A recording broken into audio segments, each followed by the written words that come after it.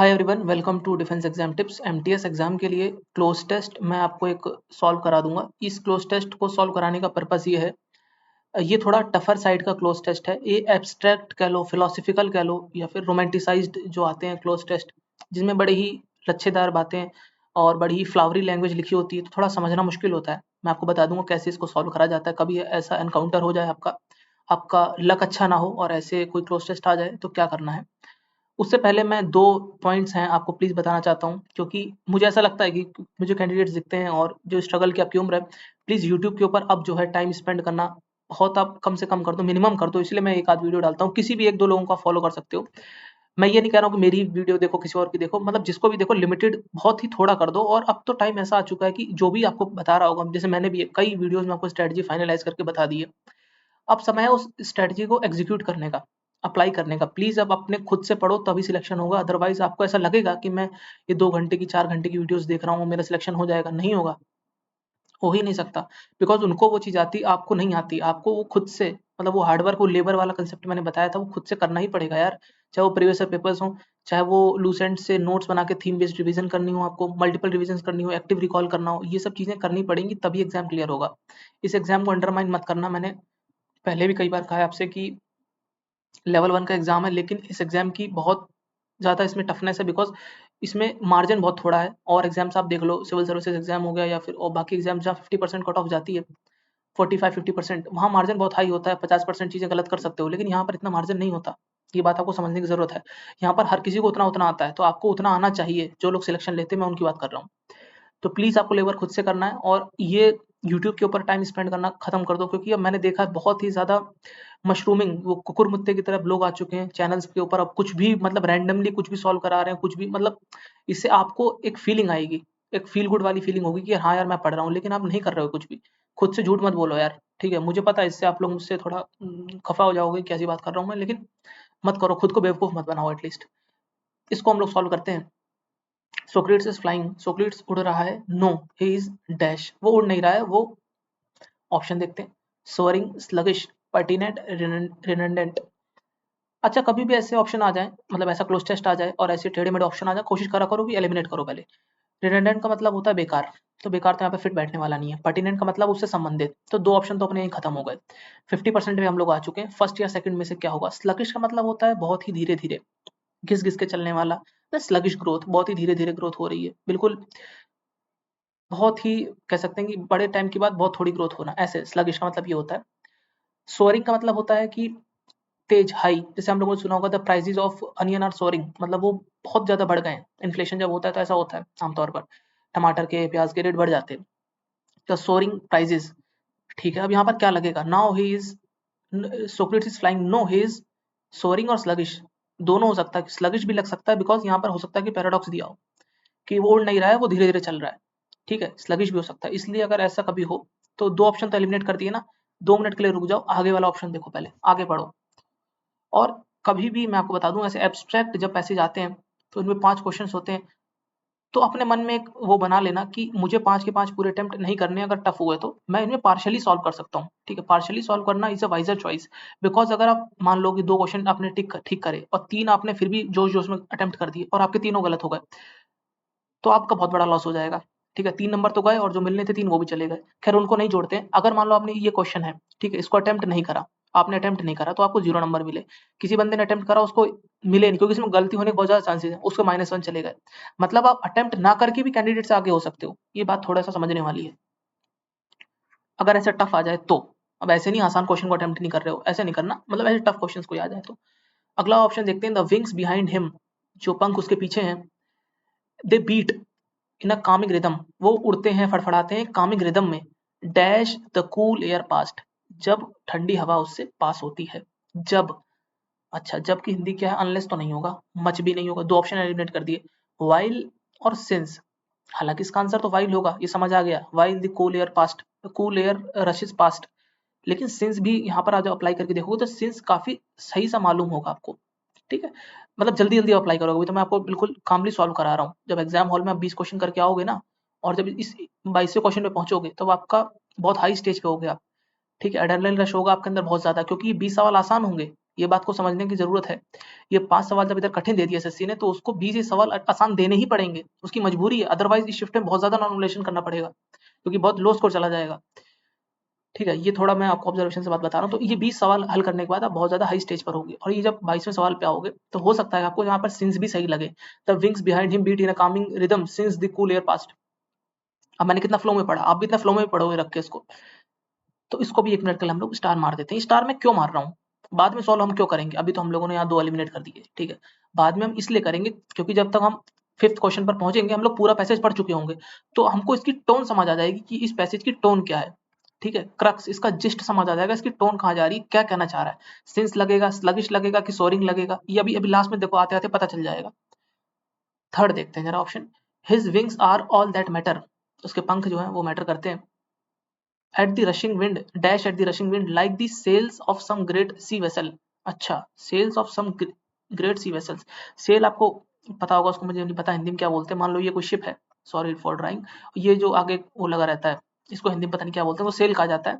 वो जो पट्टी टाइप के कपड़े की रहती है जो कि एक डायरेक्शन को तय करती है, ठीक है, जो हवा से डायरेक्शन तय होती है, सेल को हिंदी में क्या कहते हैं मुझे याद नहीं आ रहा।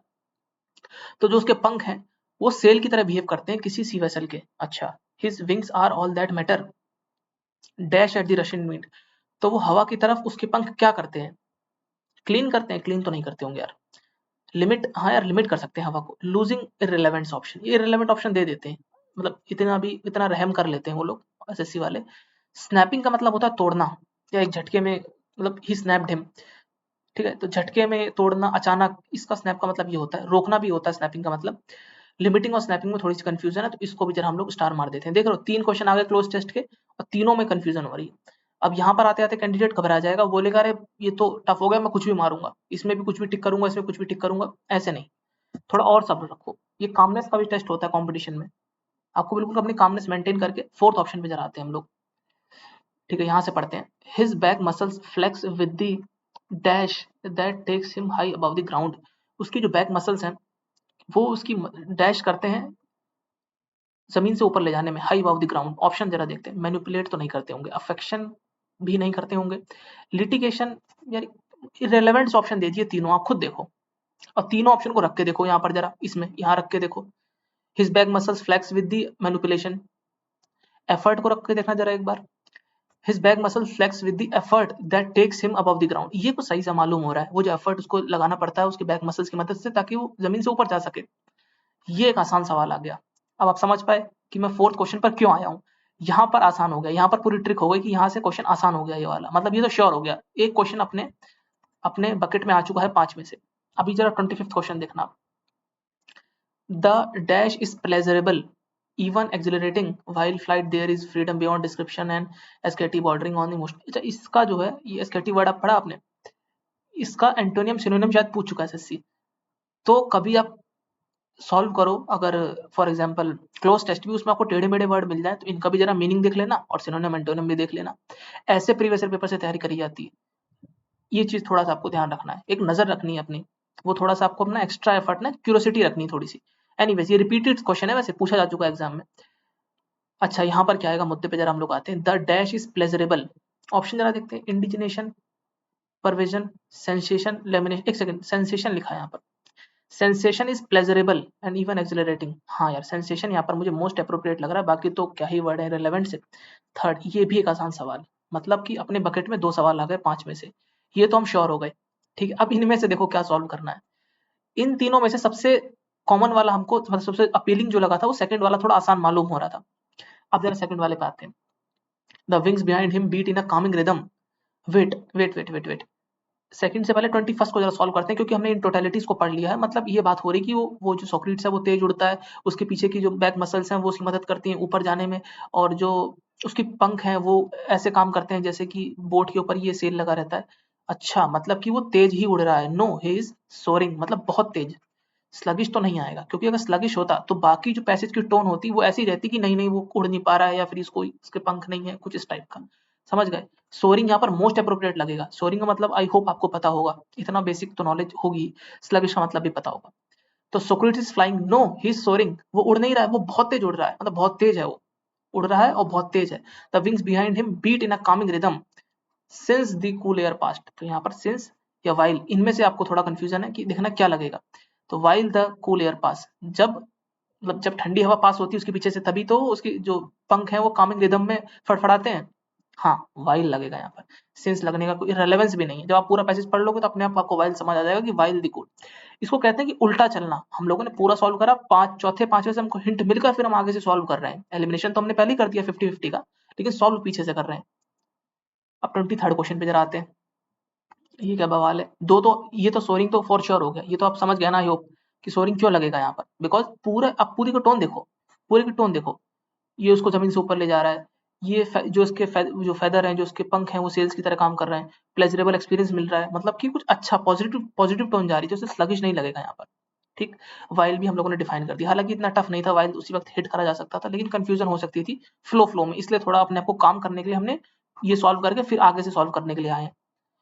23rd देखो, मतलब थर्ड वाला option, his wings are all that matter dash at the rushing wind. Limit कर रहा है कि स्नैप कर रहा है, ये थोड़ा सा मुझे कंफ्यूजिंग लगा और मुझे लगा कैंडिडेट यहाँ पर गलती कर सकते हैं।